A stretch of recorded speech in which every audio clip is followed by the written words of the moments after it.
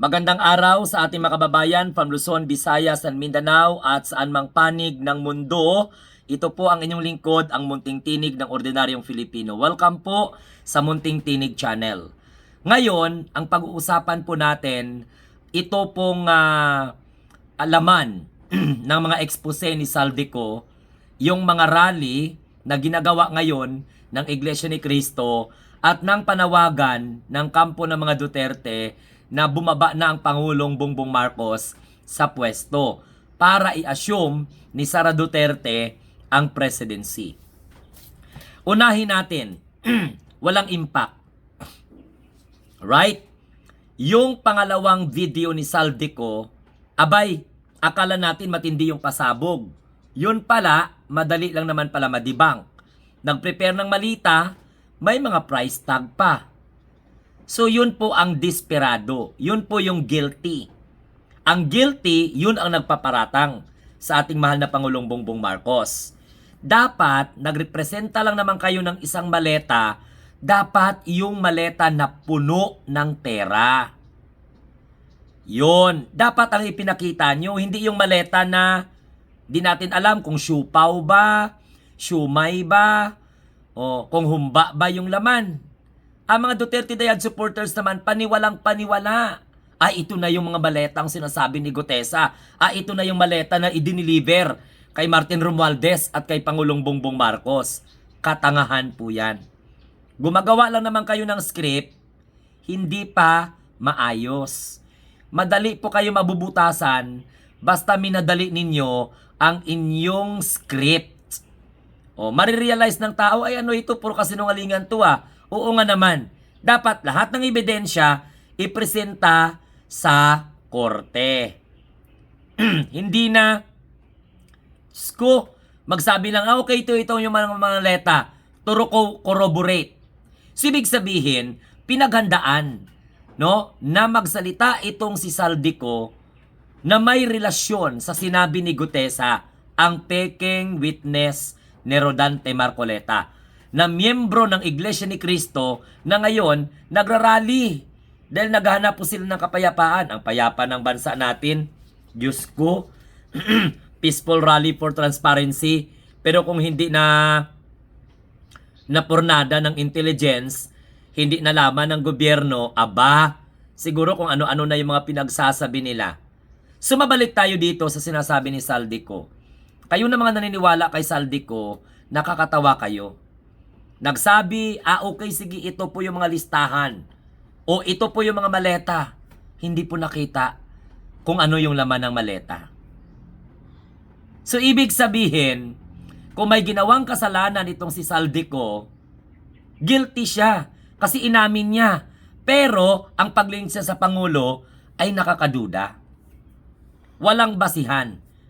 Kaya nakakatawa, basta lamang mabanggit ang pangalan ng presidente, okay na po sa kanya. Hindi niya inaalintana na dadaan sa masusing investigation. So hilaw yung mga statement ni Saldico. Kasi pinaparatangan niya yung tao na nagbunyag ng katiwalian sa gobyerno.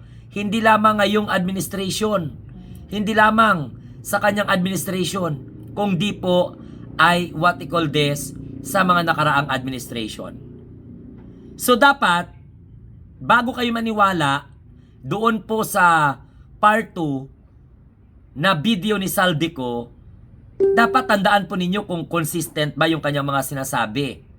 Kasi para sa atin, panibagong script na naman ito, no? Na kung saan, hindi malinis. Script na nga, sablay pa. Maghabi lang ng kasinungalingan, hindi pa nag-effort. Yon ang tanong ng taong bayan. Bakit paniwalaan ninyo si Saldico? Bakit paniwalaan ninyo ang taong willingly nagtago? Siya lang naman yung nagtago ng sarili niya. No? Sa kanyang pagtatago, ikinubli niya yung katotohanan na sinasabi niya. Pagkatapos, nagpayaman siya gamit ang pera ng taong bayan. Nagpayaman siya gamit ang kaban ng bayan. So paano mo papaniwalaan ang isang Saldico? Sa bagay, lumabas si Saldico dahil may rally ang Iglesia ni Cristo. Sinasabi niya dito, inuutusan di umano siya ng Pangulo na i-insert sa BICAM ng 2025 budget na kung saan na nangyari December 2024. Pero nag-deliver di umano siya ng maleta na may pera as early as January of 2024. Meron pang tinatawag na May at June 2024. Ginagawa pa lamang ang budget ng mga panahong yon. Agosto pa na nagsumite sa Kongreso. Paano mangyayari yun na inutusan siya ng Pangulong Bongbong Marcos? Abay, naku naman. Diyos ko talaga, oo. Tapos yung mga nagrarally na Iglesia ni Cristo, aba, tudong-tudo paniwala kay Saldico. So inutusan umano siya ng Pangulo na i-insert sa BICAM 2025 BICAM o 2025 budget. Pero nangyari yon December 2024. Pero pag-deliver ng pera daw di umano as early as January 2024. Meron pang May at saka mga June na sinasabi po dito ni Saldico. Ginagawa pa lamang po yun ang pondo, ang budget na mga panahong yun. So Agosto pa nang isinumite sa Kongreso. So paano nangyari yun? Sablay na naman. Sino yung direktor? Sino yung scriptwriter? Sino yung nakakausap ni Saldico? Bakit po siya naglakas ng loob na sabihin yung ganyang klase mga kasinungalingan? Tapos ngayon, gagamitin po ng ilan sa mga alingangan ng mga Pilipino, na mga kababayan po natin, sablay naman yung script. Yan po ay produkto ng wild imagination. Tama? Total kasinungalingan. Walang kwenta. Magpalabas lang na mali-maleta na kuno, yan ang nilagay ng pera, bakit walang pera? Tapos, nag-documentary lang naman kayo, hindi pa buo. Dapat, sino yung nag-deliver, ayusin po dapat. Puro lang naman nakahaka Kaya nga po nagagalit ang taong bayan kay Saldico ngayon dahil puro kasinungalingan. Kung talagang totoo yung pinagsasabi niya, hindi po dapat siya nag-willingly escaped or nagtago.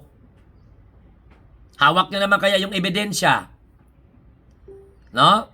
Bakit hindi niya pabuuin? Bakit may part 1 pa, may part 2 pa?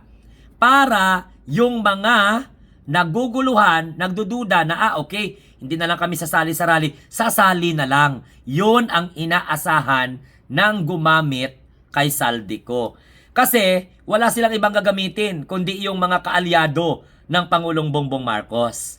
Nga kaalyado sa politika, pero hindi po tinotolerate ng Pangulo ang ganyang klaseng mga pagnanakaw. Naintindihan po ninyo? Ngayon, sinasabi ko, BICAM pa lang, yung mga inutusan, 100 billion. Wala ngang man ang Pangulo dyan. Pwede naman ang Pangulo i-insert yan sa National Expenditure Program kung gustuhin niya. Binito na nga Diba? Binito na nga. Ang Pangulong Bongbong Marcos pa ang nagbito. 194 billion if I am not mistaken. So yun ang paglabas ni Saldico ng part 1, part 2 niya na video, sablay. Uulitin ko, another kasinungalingan na naman yan. Another bad script na naman yan. Na kung saan, sablay. So dapat kayo na mga nanonood, kayo na mga tumitimbang, dapat alamin po ninyo kung ano po yung mga detalye. Kasi another bad script na naman yung part 2 niya nagtahi-tahi ng mga kwento ng kasinungalingan. Kwento ng kasinungalingan, hindi pa nag-effort. Gustong pabagsakin ng presidente, hindi pa ginalingan. Gusto lang idamay ang presidente, sablay pa.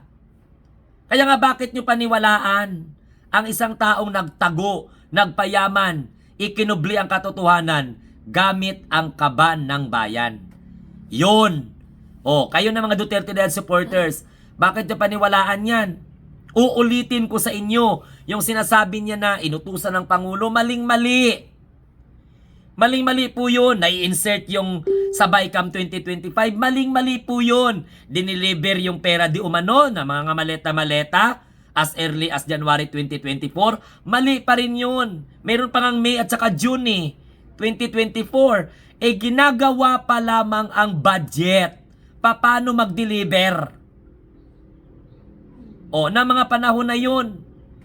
Ginagawa pa lamang yung budget. Agosto na nang isumite sa Kongreso ang National Expenditure Program. So paano nangyari yung na nag-deliver na ng pera sa bahay ni Martin Romualdez at saka ng Pangulong Bongbong Marcos? Tapos sabihin pa nila Bato de la Rosa, ngayon, tama pala yung sinabi ni Gutesa. O nasaan na si Gutesa ngayon? Nasaan na siya? Wala na, sablay na. So mag-focus tayo sa inconsistency ng mga statement ni Saldico. Sa bagay, lumabas lang itong si Saldico para magalit ang taong bayan at sumama sa rally ng Iglesia ni Cristo. Actually nga, kung tutuusin, wala na nga mga katao-tao kasi miyembro nga ng Iglesia ni Cristo sinusuka yung mga ganyang klaseng aktibidad. Dadalo pa ba sila dyan? Hindi naman po peaceful rally yan. Political rally yan. Maniwala kayo. Okay?